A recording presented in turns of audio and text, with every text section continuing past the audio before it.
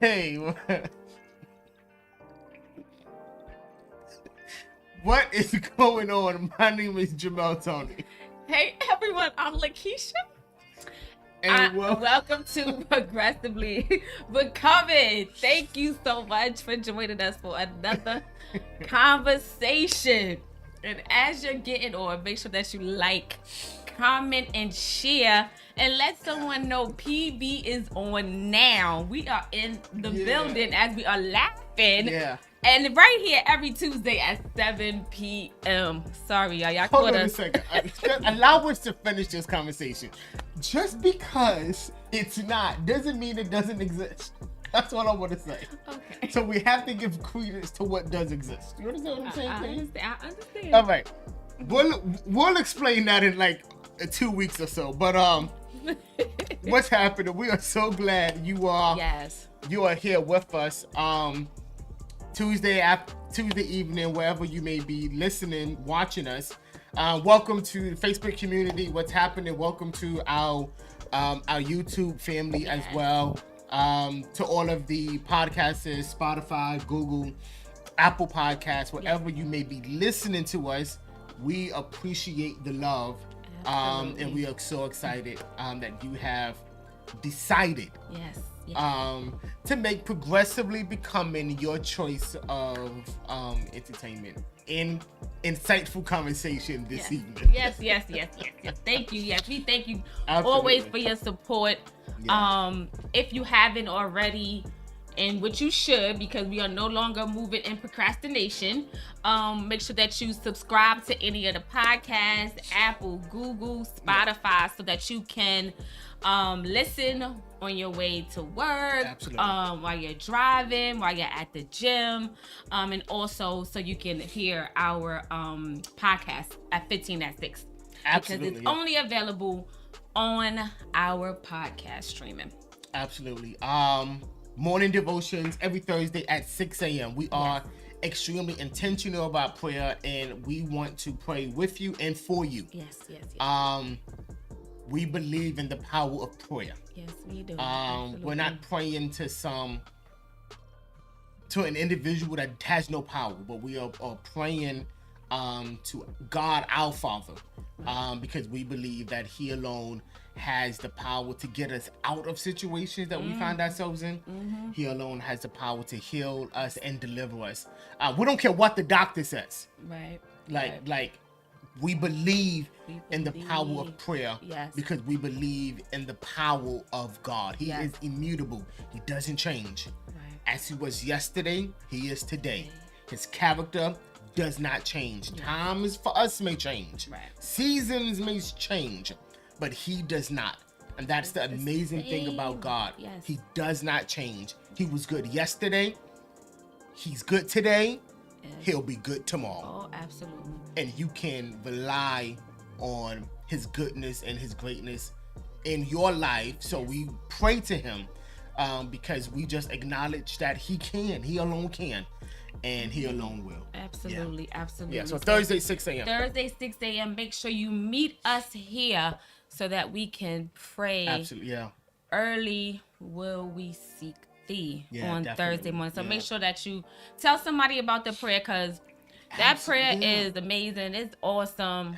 And we be going forward on Thursdays. And the power of prayer that's in that, in our spaces virtually, you could just feel it in the atmosphere. So make sure y'all get that word out about morning devotion. We want you to tag a friend or family, but invite someone on at 6 a.m. It's early. I know it is. Trust me, we know it is. She knows it is. The Lord is faithful. Yes, God, help. But we be here though. We be here. It is a sacrifice that we have enjoyed. Yes. Absolutely. And who uses those two words in the same sentence? Absolutely. Sacrifice and enjoyment. Absolutely. It doesn't make sense to us. Absolutely. But we enjoy it. Absolutely. We enjoy waking up. And sometimes we just get to sleep. But we enjoy waking up to help each other. Right. Build ourselves up on what we believe in, on what we know. So we want you to invite someone. A culture of prayer is what we are developing. Yeah. We need prayer. A culture of prayer. Yes, we need prayer. Definitely. So. Yeah. Got to do it. Got to pray. And so last week we did announce the launch of the Place of Exchange Worship Center. Correct. Yeah. So TPOE, the Place of Exchange, we announced it last week. It is a ministry that God is birthing out of Lakeisha and I, and birthing out of Progressively Becoming. Mm-hmm. And we are intentional about that assignment. Yes. We want to help people in God. Yes. The focus, the intent of the Place of Exchange Worship Center is to introduce people to Jesus. Absolutely. I would love to, come up with some fancy words, and if you go on our website, I'm almost certain you'll see fancy words and all of that, but the intention is to introduce this world to Jesus by any means necessary, and that's what we are endeavoring to do. And that's what we believe our assignment on earth is. We talk about progressively becoming, mm-hmm. and what's so amazing is that and the prayer is that this has been on display in your life too. We started progressively becoming, and we can actually see us progressively becoming. Yes, absolutely. And the prayer is that you are progressively becoming also. Mm-hmm. Here it is, into the persons that God has created you to be. That's it. Absolutely. That's it. So we are progressively becoming. The Place of Exchange is the result of us progressively becoming into the persons that God has called us to be. And last week, when we announced it, we said to all of you that one of the first mandates that we got from God is to begin with outreach. Yes. We dare not introduce people to the God of love without showing them the love of God. Right? Absolutely. So we endeavored, and our assignment was outreach. Mm-hmm. And we are August 13th, that's next Saturday. This Saturday, August 13th. We are going to be in the city of Camden, New Jersey, and we're going to have a book bag and school supply and clothing mass giveaway. Yes. And last week, we told you that our hope was for 100 book bags. That was last Tuesday. Right. Check this out. That was last Tuesday. Mm-hmm. As of today, we have over 100 book bags. Yes. We have over 100 book bags. Yes. As of today, as of now. Yeah. All because of your gracious and generous giving, your generosity. Yes. So from our hearts, thank you. Thank you so much. And thank you. Just because we've reached 100 book bags, we don't want to stop. So we believe, Jamel said last week, that we believe in more than 100. More than 100. So there's still time to sponsor a book bag. Absolutely. It's only $8, and that $8 includes the book bag and the supplies that we're putting in the book bag. So we have notebooks in there. We have pens, pencils, crayons for the kids. Absolutely. We have erasers, folders, pencil sharpeners. So we have supplies in there all for $8. So even sponsoring one book bag will be helpful. So I know that we can get more. So make sure you tell someone so that they can tell someone. And you share this information. You can sponsor via Cash App. Our Cash App is $TPOEWC. Again, TPOEWC.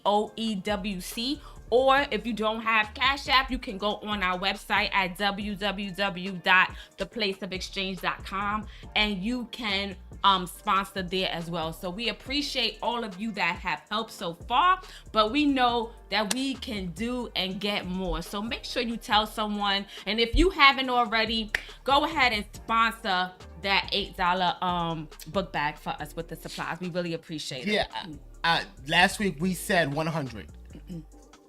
I have so much faith that I believe for 200. I'm telling you. And we want to help as many children and teenagers and young people as possible. Right.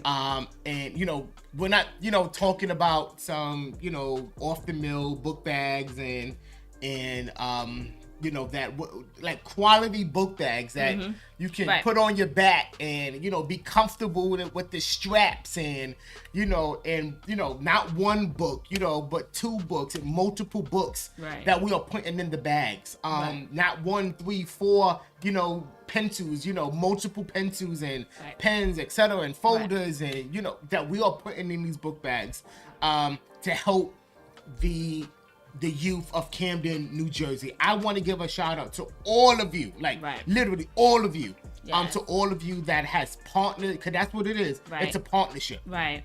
You trust us with you trust us with the finances that you worked hard for, and in turn we are doing what we said we was going to do, and we're going to post pictures and videos of everything that we have purchased, because we want to remain committed and operate in integrity. Right. So we will, I'm gonna, once I get everything set up, I'm gonna take pictures, and then I'm also gonna just do like a video of it as well, so that you can see that it's live in real time. So I'll be posting that probably within the next few days once we get everything situated and set up. So you see what your contribution went towards. So many people have helped us. Shout out to our leader, Bishop and First Lady Regina Jones, that Willie Jones that has like taken this ball and has donated so graciously. Thank you to all of you. All of you. Yes. From our hearts to yours, thank you.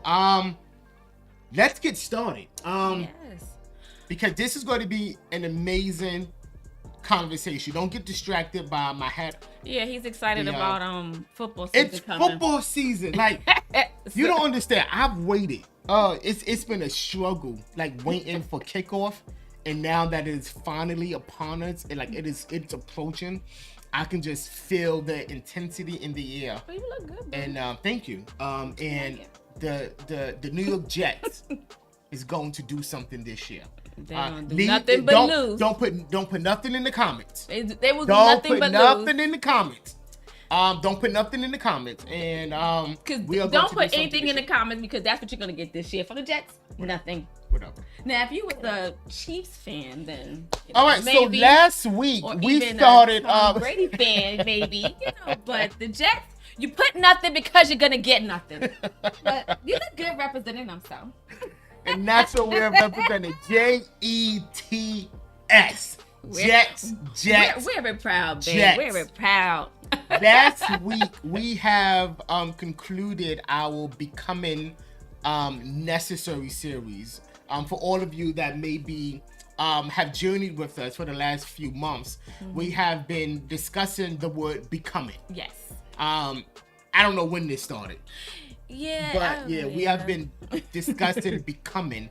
And we have talked about becoming better, becoming evolved, becoming clearer, becoming an overcomer, becoming mature, or for some, maturer, becoming innovative. And again, last week we concluded our discussion becoming necessary.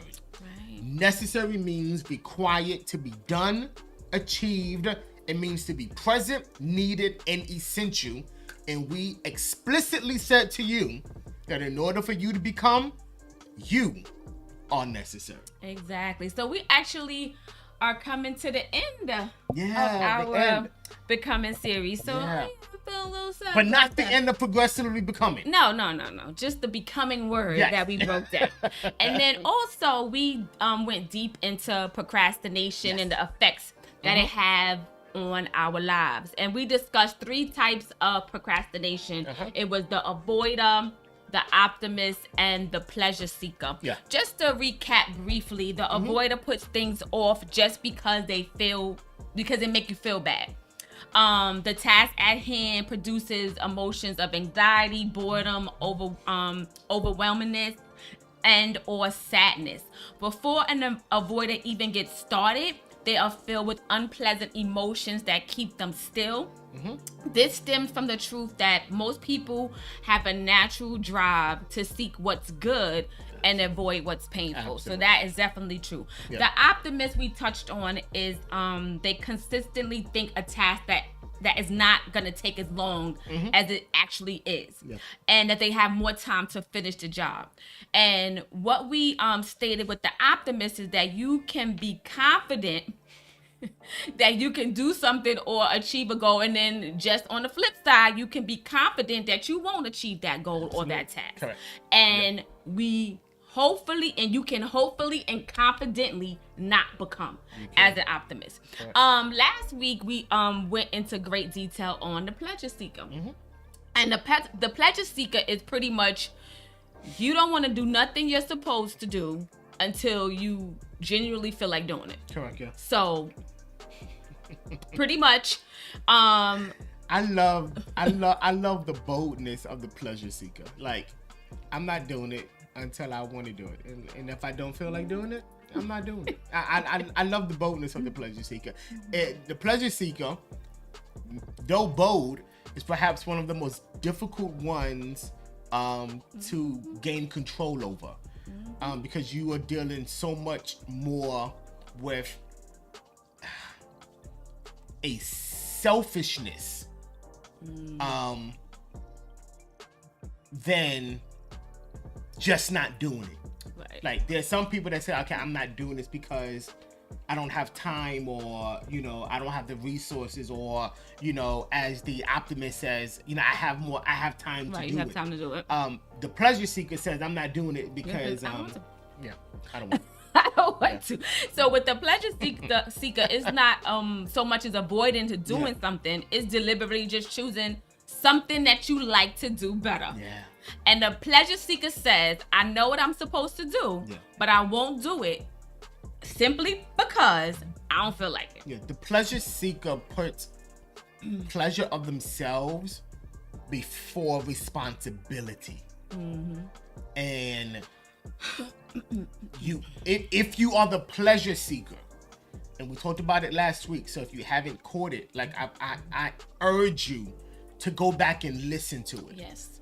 Because if you find yourself in the space of the optimist, or the avoider, or even the pleasure seeker, we provided tools that can not only help you identify which one you are, but then give you tools to help you evolve away from it. Right.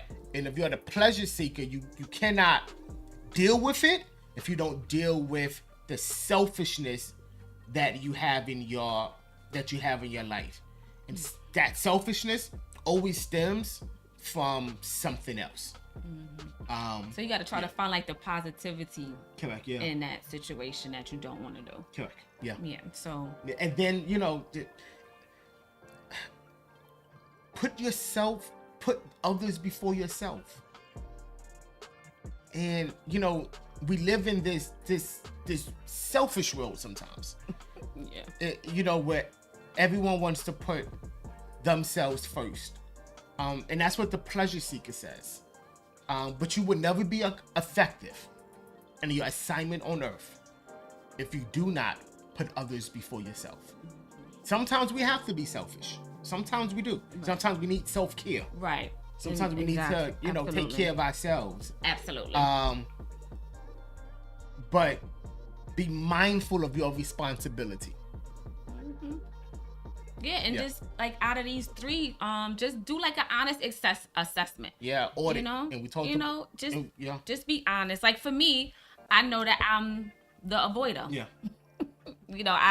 I get overwhelmed, so I'll push it off, or I don't want to do it because it just seems like it's just going to be too much. And, I am the avoider because if it's hard or if it's painful, it's like, I don't want to go that route. But, it's just an honest audit or assessment of yourself, just to see where you fall in that category. So you know how to become something, different. Correct. Yep.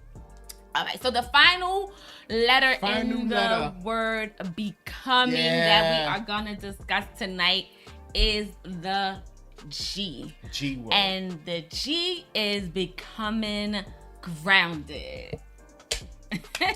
This is going to get interesting, and it is perhaps one of, I think, my favorite words in this entire acronym of becoming. Yeah. Yeah. I would have thought Innovative was your favorite.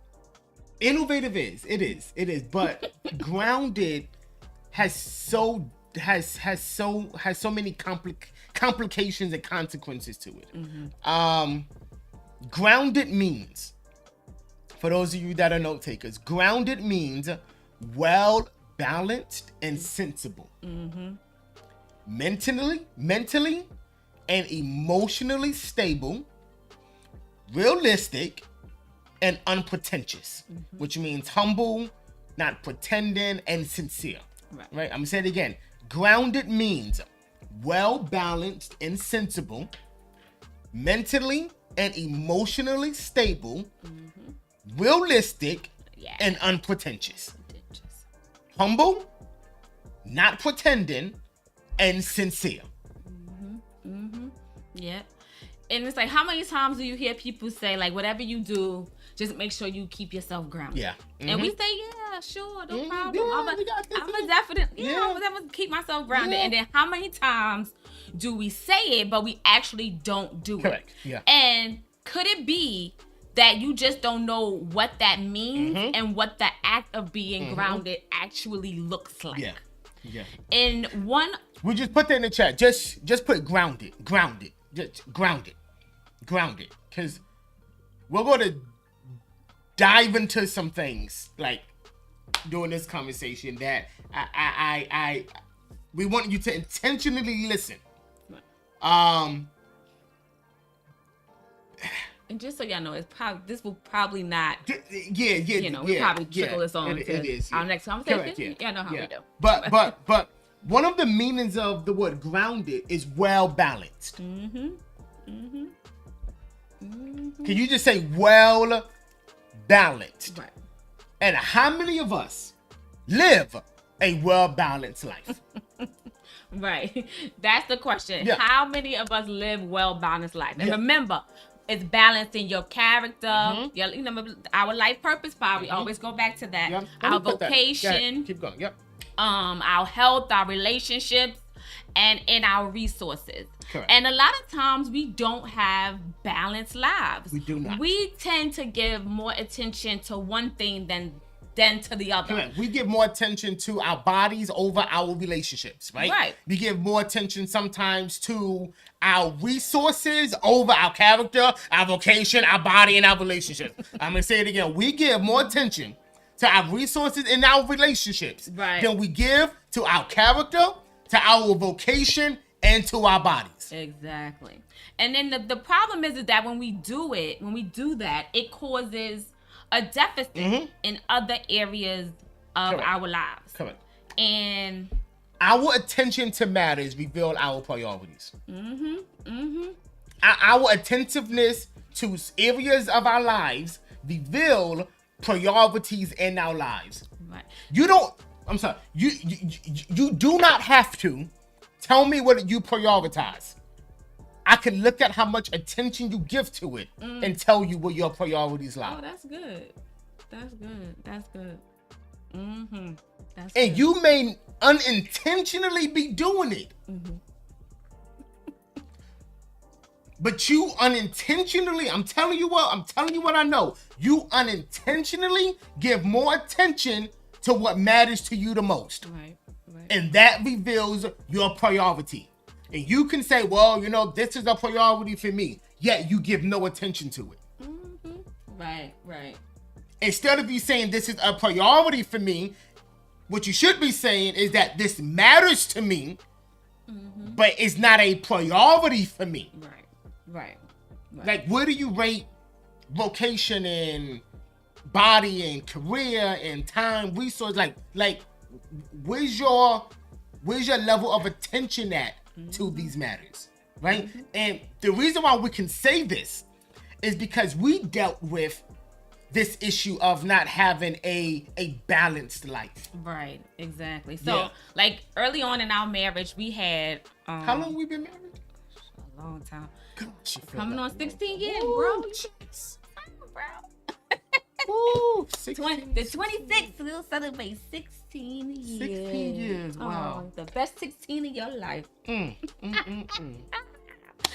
Anywho, the best 16 years of his life, y'all. Don't let him fool you. I'm the best thing that ever happened to him. And don't you forget it. You are. Yeah, you are. 16 years, wow. Yeah. So early on in our marriage, there was y'all know our foundation, we love God, church. But what was happening was, and I don't mean to throw Jamel under the bus, but y'all always think it's me, but actually he didn't have a balance. It was like church, and our relationship wasn't getting any attention. You know, it wasn't being prioritized. Yeah. And I had to take a second seat to all things church related. And that caused conflict for us in the beginning. And then it got to a point where I think I was just like, you know what? Forget it. I'm just not going to say anything anymore. It is what it is. I'm just going to sit and just shut my mouth and just deal with it. But something, you know, I guess maybe the Lord spoke to him. And, you know, he began to see the effects of not having that balance. Now, don't get me wrong, you know, we love church just like the rest of us, the rest of anyone, but you still have to have a balance. Everything can't be church, and then all the other parts of your life is just suffering. And that's what was happening for us. It was causing conflict, it was causing stress, you know, it was causing, you know, animosity, you know, between us. So, you know, you have to learn how to prioritize and get a balance of the things that's in your life. And at that point, I didn't feel like I was a priority. I didn't feel that our marriage was a priority. I felt like the priority was whatever and whoever was going on at church. Yeah. What do you do when what you love to do is the very thing that causes deficit in other areas of your life? And I think that's what kind of sparked me to say, wait a second, what am I doing here? And it wasn't as if I did not see the deficit, because there's no way that I can ignore it, because it came up often.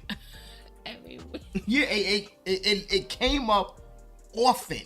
The deficit came up often, so there was no way I was ignorant of it. It was more or less my inability to know how to change it and to how to adjust. And you know, it for me, it came to a head where, specifically, when our son made a comment. And I realized that Monday through Friday, like, we work.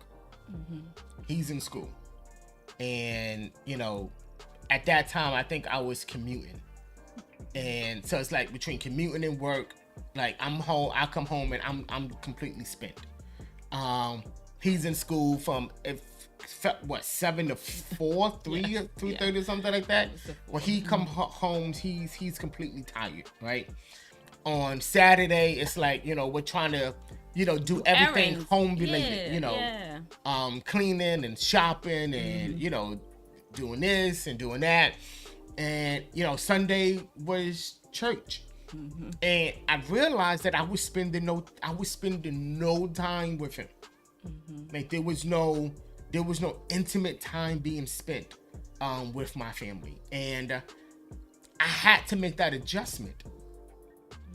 Because it was causing, here it is, not only was it causing a deficit in the structure, but it was causing a deficit in me. So, you know, having a balanced life, I think, is so critical. And we're going to talk about what that means, right? Because some people may have a misunderstanding of what we say when we say balanced. Okay? So for me, I know it was something that I had to manage. And that's what it is. I had to learn how to manage this and that.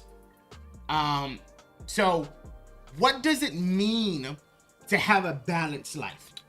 Right? Each area of your life is just as important as the other. Right. Absolutely. I want you to catch that, right? Absolutely. Every area of your life is just as important as the other. We don't give more attention to one while neglecting the other.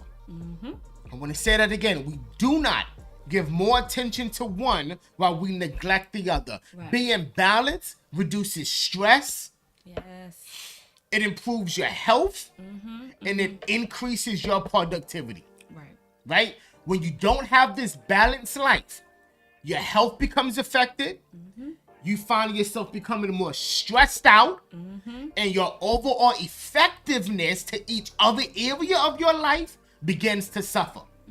Right? So if you find yourself becoming stressed out, if you find yourself having, maybe physical ailments in your body, right? Stress can do a lot to you. It can do a lot to you. Yeah. Stress can affect you emotionally, affect you physically. Correct. Your productivity, your effectiveness. It can affect your thinking, your creativity, your movement. Stress can have a lot of negative effect on you. Yeah, and so let us dispel this notion that priority in being able to manage affects our love towards something.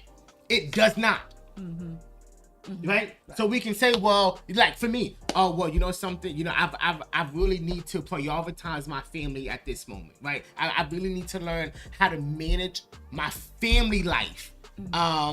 Because church is unfortunately taking over my life. It doesn't mean I don't love it.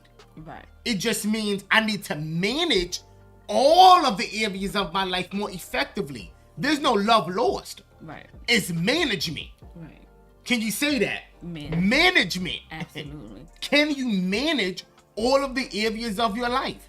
And the concern for me, because we see it, is that we fail to manage all areas of our life, and like you said, it causes deficits in others. Yes. Are we mismanaging our lives, and it's causing deficits in the health of our bodies? Because we put more attention towards other our vocation. Yes. Climbing up the corporate ladder while we neglect home. The pursuit of money while we neglect our families. That's true. The attempting to help people and be all things to all men and and yet at the same time neglecting the children that God has placed in your life. Right. Learn how to manage everything that God has given you. There's a story in the Bible that talks about this, right? It talks about management, right? A man gives, certain things to certain people, and wants them to manage it well. And when they all come back, it's like, okay, well, this person did this with this, and this person did that, and this person did absolutely nothing. Are you able to manage effectively everything that God has given you?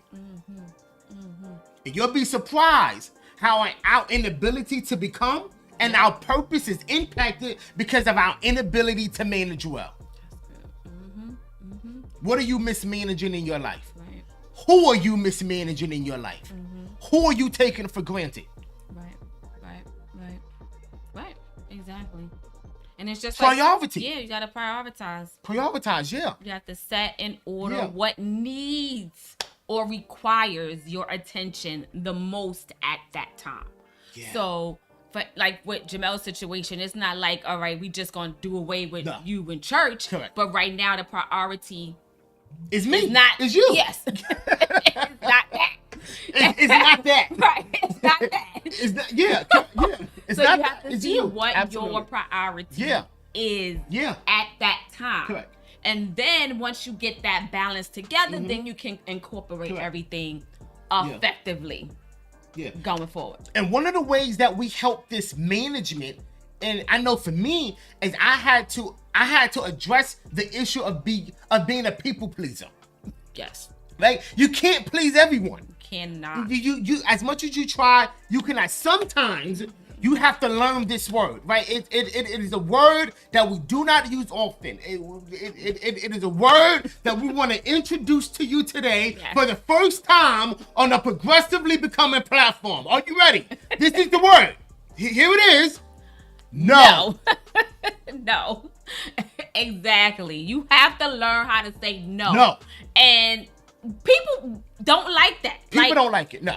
We just, Correct. as people, we do not like to hear the word no. Correct. Yes. It just makes you feel some kind of way when you hear the word no. Correct. Yeah. But you have to learn how to put your health and self-care first at times. It's really important. And whenever there is unbalance in your life, it affects your health, emotionally, physically, spiritually, and mentally. Right. And that in it itself equals an unhealthy lifestyle. Unhealthy lifestyle.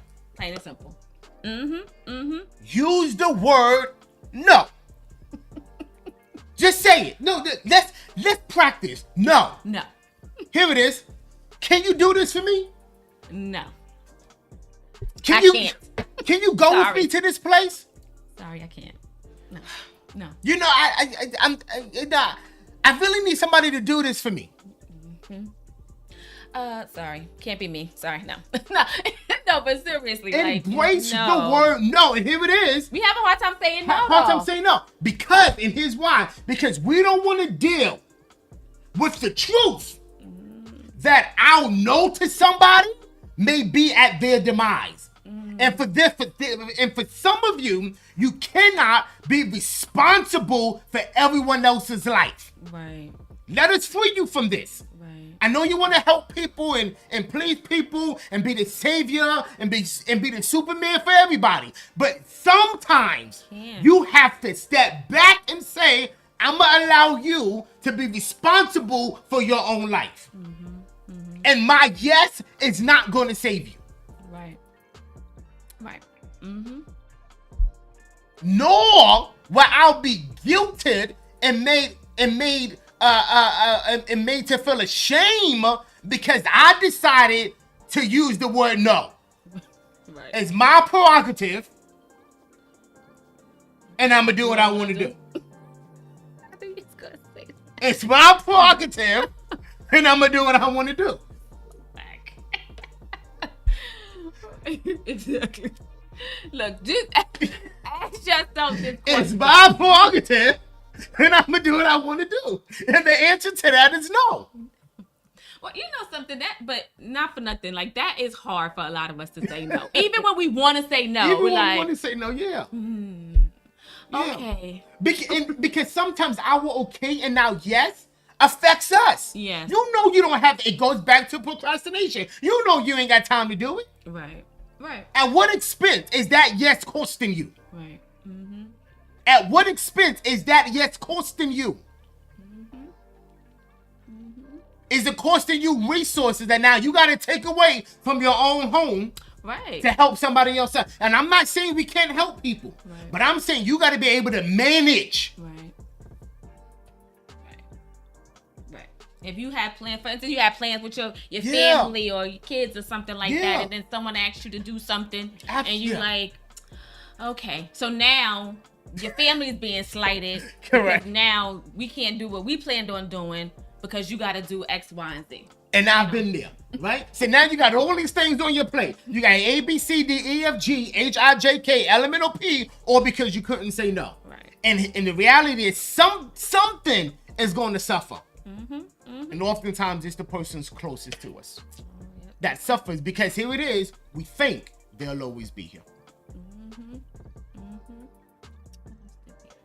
Yeah, but what if I continue then? You may physically be here, but will you be emotionally and intimately? No. Because we, especially us women, we are emotional creatures. Like absolutely. You could tell me that you love me all day, but if I'm not, you're not showing that to me, or if you're not, showing me that affection and that love and that you care for me, then it's just words to me. So I mean, we're more emotional. Yeah, I understand. And actions is better for me. So having a balanced lifestyle is a part of being grounded, right? Grounded means well balanced. Can you just say that? Well balanced. You know, Lord, help me live a well balanced life. Yes. Mm-hmm. Right? Say it. Lord, help me live a well balanced life. Yes. Yeah. Lord, help us all. Yeah. Help us all. Help Absolutely. us all. And also, grounded means well balanced and sensible. Sensible. So, you know, we always like to give meaning behind what we say. So, sensible means of a statement or course of action chosen in accordance with wisdom or prudence, likely to be of benefit. It also means having, containing, or indicative of good sense or reason. So, break it down. In other words, break it down. So in other words, use common sense when making decisions. Use common sense when making decisions. And it's sad those words have to be uttered.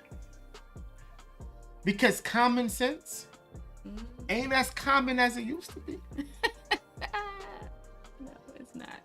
And common sense isn't like, it's not automatic.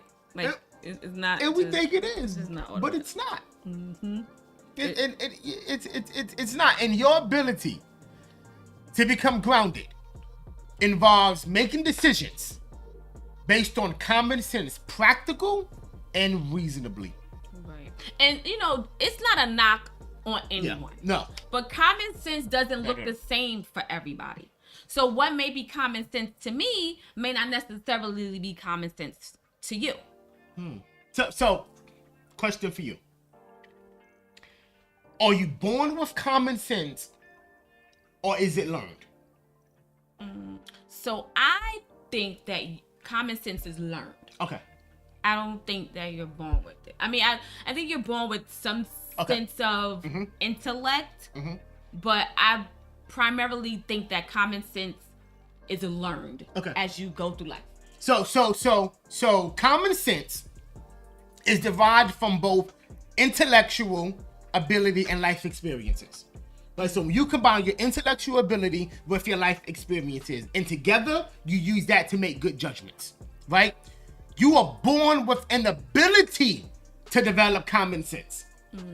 And as life progresses, you learn more about how the world is, and the world begins to give you insight on what makes sense and what doesn't make sense. And that hopefully enables you to make rational decisions, right? Some people can translate knowledge into common sense better than others because of their intelligence. Life experiences are a combination of both. But do not despair. Listen to me. I do not want you to become discouraged or live in despair, because all of us can learn to tap into our experiences that help us improve our common sense. Somebody say experience. Right, exactly. Helps us improve our common sense. But this is good and true, because I know some of you, like, I mean, I've known a few people that are very, very smart. Yes. Like, they are geniuses, but their common sense, dumb as a nail. Yeah. I mean, because could it be they have the intellectual ability, but they lack the experience? And common sense is when your intellectual ability comes in contact with your life experiences. Some of you have life experiences but lack intellectual ability. Right. Some of you have the intellectual ability but lack life experiences. Right. And this goes back to saying what we discussed earlier about having a balanced lifestyle. That's true. Common sense, intellect, and experience produces common sense. Intellect plus experience produces common sense. That's good. So you have to extend grace to those individuals that may be lacking in common sense. That's the word of the day. No, really, because some of you be like, oh, dang, you ain't got no common sense. No, it's just I may not have the experience. I may have the intellect, but I may be lacking the experience. So instead of knocking me, why don't you help me? Why don't you give me some experience? Why don't you show me how to do it? As opposed to knocking me. Yeah, but I mean, we said that plenty of times. Something happens. Oh, that's just common sense. But maybe it's not. Maybe it's not. Maybe it's a lack of experience. Researching and studying this made me think of it in a whole different light. Because I was one of those. That's just common sense. Like how you don't know, like, but because you've been through it. It's just like you've been through it. Yeah. It's and we gotta go right. And we often use common sense as it relates to like quote unquote like life. And we'll tell our children, you gotta have common sense. You shouldn't have did that. You need some. Where's your common sense? You should not have done it. Here it is. No knowledge. Right. Where have I gained the knowledge to not do it? Have you told me not to do it? Right. Have I seen others do it and the consequence of those actions? But if there's no knowledge, right, then I am at a deficit in my life. And when I face that experience, now what I don't know affects me. Right. It's just like, let's just say something is hot, like, the stove or a burner or something like that. Yeah. That's, to us, it's common sense, but that's because we learned that because we touched it. Correct. And it was hot. Correct. And it hurt. Yeah. Or when we went to touch it, our mom said, no, don't touch it. Correct. It's hot. Correct. So that's something that we learned. Or we seen somebody else touch it and it hurt them. Yeah. Right. So now that's common sense to me. I'm not going to touch that. I'm not going to pick that up because I know I'm going to get hurt. I know I'm going to get burnt. But that's something that had to be learned. Common sense. It had to be learned. Yeah, it had to be learned, or like you said, somebody had to teach it to you. Intellectual ability. Right? So, so as always, right? That means our time is up. So, being grounded, having a well-balanced life, right? Being sensible, operating in common sense, right? Making decisions based on your intellectual ability and your life experiences. Right. That's what it is, right? When I am grounded, it means I have a well-balanced life, and I make decisions based on my intellectual ability and my life experiences. That's good. That's what grounded means. That's good. Right? So next week, we got to discuss how does being grounded lead us into the person that God has created us to be. Right. Right? And I think all of you should applaud yourself of where you are now. Like applaud yourself of where you are now. Right. Right. You've came a long way. Oh, yes. And yet there's more. Oh, yes. Yes. There is more. Yes, every day. There's more. There's more to life every single day. Yeah. Absolutely. So next week, join us. We're going to talk about how does being grounded lead us into the persons that God has created us to become. Because here it is, to be grounded. You cannot be grounded if you do not understand this one word, and that is foundation. That's good. It's going to be exciting. You have to understand your foundation if you are ever going to be grounded. What is our foundation? What is your foundation? It's gonna be good. Yep. Perhaps there's cracks in it that's preventing you from being grounded and being secured.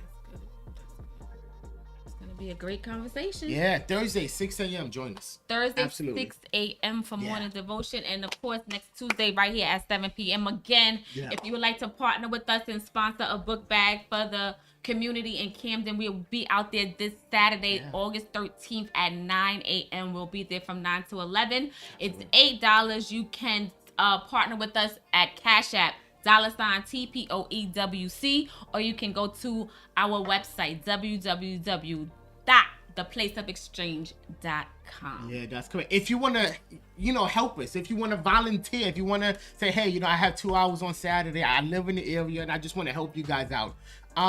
Send us a DM, right? Send us an email. Go to our website, Facebook, Messenger, and any of that. And say, hey, I want to help, and we will be glad to have your help. Lots of work to do. We can never have enough help. Yes. Yeah, lots of work to do. Lots of work. So if you want to help, reach out to us, and we will most graciously find a place for you. There is a place for you. On Saturday, August 13th. Yes. Alberta Woods Park in Camden, New Jersey. Yes. 9 to 11 a.m.